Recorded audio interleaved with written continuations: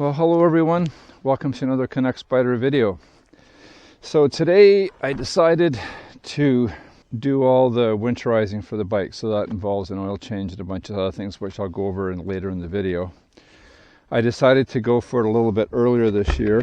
Last year I kind of got caught with some weather and didn't really get to give the bike a good cleaning. And so today it got a bath and I got the trailer all cleaned up, so we're just going to go down and fill the tank up with gas for the winter and onward.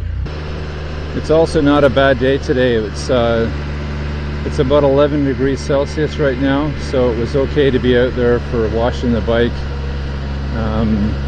Weather's been kind of dodgy this week, lots of rain, and so I just decided when I saw today was going to be relatively calm, I just said let's just get this done. It's October the 20th. I have got no complaints about this year. We got lots of riding in. I'm just looking down at the odometer on the bike. We got 24,429 kilometers. We started the year at 16,000, so that's a pretty good year considering the restrictions of travel that we had, especially in the beginning of the year.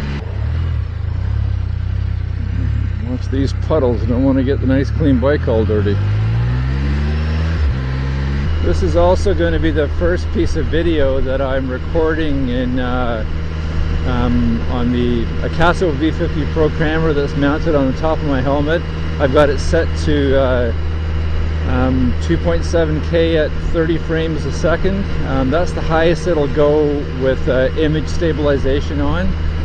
And when I do the filming of the other parts, which I'll use my phone and the gimbal, I'll have that set on 4K at 30 frames a second.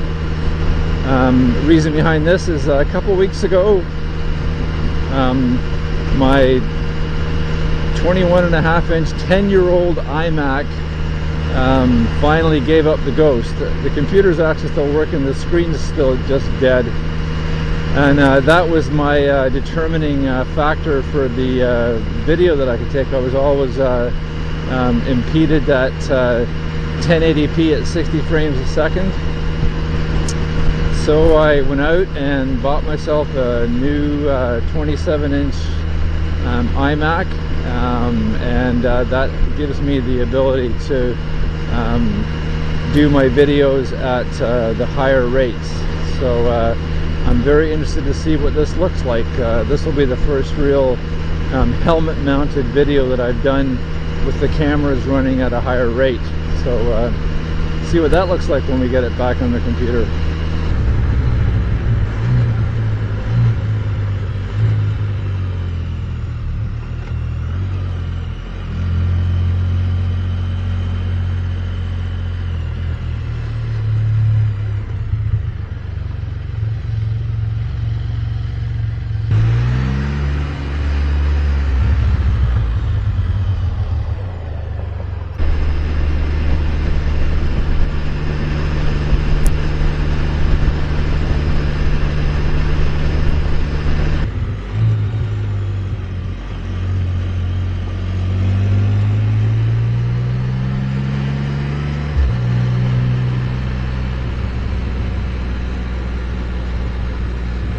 Well folks, that's the last little run on the Spyder for 2020.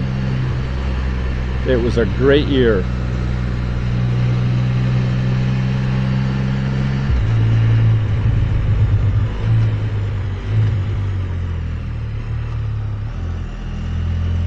So we got the Spyder back from filling it up with gas. Got it up on the ramps, getting ready to change the oil. Just regular plastic automotive ramps, as you can see. We've got a jack in there at the back, holding the back up. This panel right here has to come off. It has 4 fasteners and some push pins. This little panel right here comes off. And basically what that does is it exposes all of the area where the oil fill is and the oil filter is. So I'm going to get started on this, and I'll show you what it looks like after I get it all apart. This is our little work table for doing the oil change. So we've got our socket set right there. We have got our Can-Am XPS oil change kit for the 1330 Rotax engine. That comes with all the oil you need. It comes with the oil filter and all the O-rings, crush washers, etc. that are required to be replaced during the oil change. Got a bunch of rags there. Got a tarp for the floor. We have 2 drain pans because we have 2 chambers to drain during the oil change. One is on the transmission side and one is on the engine side. So that's all the bits and pieces we have for our oil change. This is what the bike looks like with the panels off. And as I mentioned previously, that comes off so you can get in right there. That's the oil filter. And I've got that loosened off a bit right now just to let some air into the system to let the oil completely drain out. Just trying to get in there close enough so you can see. You can just see that O-ring right there. So that's the oil filter chamber, and then that's the filler hole. And I've already taken the plugs out, and the oil is just sort of dripping away into those pans underneath there. These are the 2 drain plugs. The one on the left is the one from the engine side. That's the T45. The one on the right is from the transmission side, and that is a 13 millimeter, just a regular 13 millimeter socket head type fastener. That's the one that I had to replace last year. That used to be a 6 millimeter Allen, and it's so easy to strip those things, which I did last year, but I was happy to be able to get it out without having to take the bike into the shop to get it removed. Actually, what I did is I took a Torx bit that was the closest to the size, and I tapped it in with a hammer, and it came out. So I was pretty lucky there. I didn't have to take the bike into the shop. This is the contents of the oil change kit.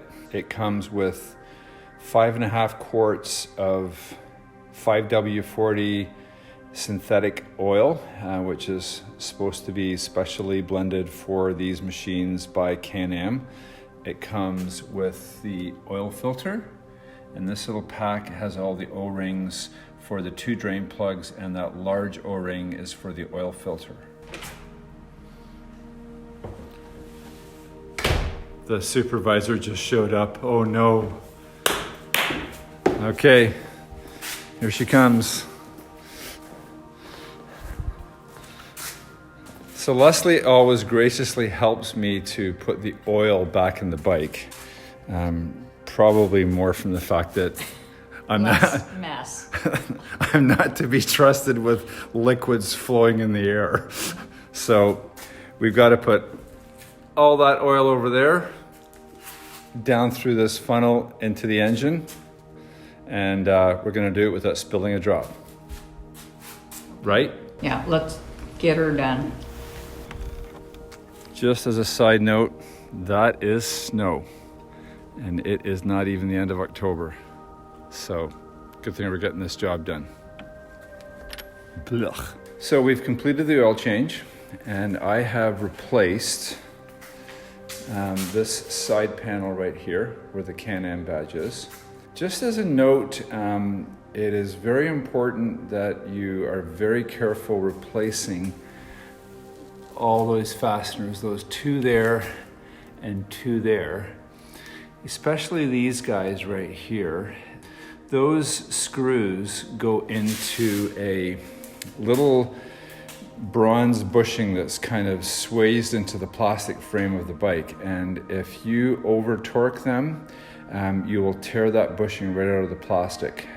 I had to have this repaired the spring of this season, and it's a very kind of a dicey setup there. So it's a very, very low torque you have to put on this. So I just brought them just to hand tightness, and that was it. So what do we have left to do? The oil's been changed, and you'll notice that I have put a couple of clean shop towels underneath the 2 drain plugs while the bike's just sitting here. And all I'm doing there is just making sure that there's no drips or leaks. And as you can see, they're perfectly clean, so everything's good to go there. So I've already checked the brake fluid. That's the reservoir right there. There's another reservoir which we're going to get to later, which is right behind that panel. That's the coolant reservoir. And eventually this whole tub is going to come out because the battery is located back in there. And that's the very, very last thing that we take out is the battery. Because as soon as you take the battery out of the bike, which I learned the hard way, you can't get the parking brake off. So that's the very last thing that you take out before you put the cover on. One thing I am doing this year is I'm going to be taking this grill off, and that allows me to get in there and just clean around the radiators. The radiators on the F3 are located right behind those fins there. There's a couple of fans that draw air into it when it's required, and I just want to get in there and clean because over the summer you can see a lot of bugs building up on this grill, so I'm sure some of them get through, so I want to get in there and give that a clean. So that's the next thing that's got to come off, and I'll show you that once I get it off. It's held on by 4 T25 Torx screws. Okay, the grill is off, and inside there you can't really see it because it's dark in there. Inside it's pretty good. I'm just probably going to give it a little vacuum out. I checked the radiators and they're nice and clear at the back. The fans are nice and clear. I make it a habit when I'm washing the Spyder just to sort of flow water through those radiators from the other side to help to rinse them out, so they're pretty clean. This little guy, however, is going to need some cleaning. There's lots of bug debris, etc., caught in there, which is what it's there for, is to stop that stuff from getting through. So I'm going to take that just inside to the basement, put it in the laundry tub, give it a kind of a, get the dry stuff off, and if I need to, I can scrub it off with a little bit of water. So that's what I'm going to go do now. Okay, we got that area all cleaned up and right around the frame there to make sure all the junk was out of there. I even went inside and wiped it all down and got all the bits and pieces out. We got the grill all nice and clean. What I'm doing now is just giving all the insides of all the compartments a little cleaning. A lot of dust gets accumulated in there. As you can see, I did manage to spill my water on the floor, but that's okay. So just get all the stuff out of there that we carry in the summertime, get in there, give those compartments a good wipe down with a damp cloth and dry them off. So we've got the rear trunk, the 2 side compartments, and the storage at the front. I've also going to be checking all the tire pressures, 15 PSI on the front, 28 on the back, to make sure that they're at the proper tire pressure for storage over the winter. I've already put the fuel stabilizer in. I use a product called Seafoam as my stabilizer for the winter. And what I usually do with that is I pour it into the gas tank on the last run down to the gas station for gas, and that way that allows that stabilized gas to go right through the whole system of the bike. I've used this product for years when we were boating, and it does a great job. I wouldn't think of using anything else. I'll include a link to that in the description below. I'm not really endorsing it one way or the other. I'm sure there's lots of really other good stabilizers on the market, but that's the one that I've been using for a number of years, and it seems to have served as well. So all that's left to do now is going to close up all these compartments. We're going to roll the bike back into position. I'm going to remove the tub and take the battery out. And the battery goes in the house and it goes on a battery tender. I use the Optimate 3 battery tender, and that just sits on there all winter long inside the house, keeping the battery well conditioned for the winter. So I've now removed the tub and the panel below the headlights. That is the coolant reservoir, which I've already checked, and it is fine.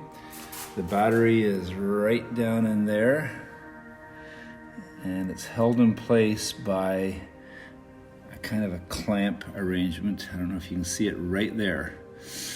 2 terminals, obviously, Phillips screw on each.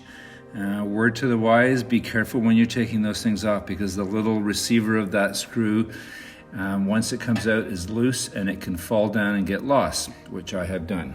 Now that I have the battery out, I just want to explain what I was talking about regarding the terminal screws. So this little piece right here slides in there, and then the screw goes in, and that's what receives it, like so. So what happened to me the first time I took the battery out is I didn't realize that those pieces were loose after the screws were out. I picked the battery up because you have to sort of tilt the battery forward to get it out. And of course, one of them fell out and it just disappears. So before you even take the battery out of the bike, take all the terminals off and connections off, and then put those screws back in right away. And that way you'll never lose those little receivers for those screws. For those of you that follow our channel, you'll remember that back in the spring of this year, 2020, we purchased this lug and roll trailer. What you're seeing now is the way we store it during the winter.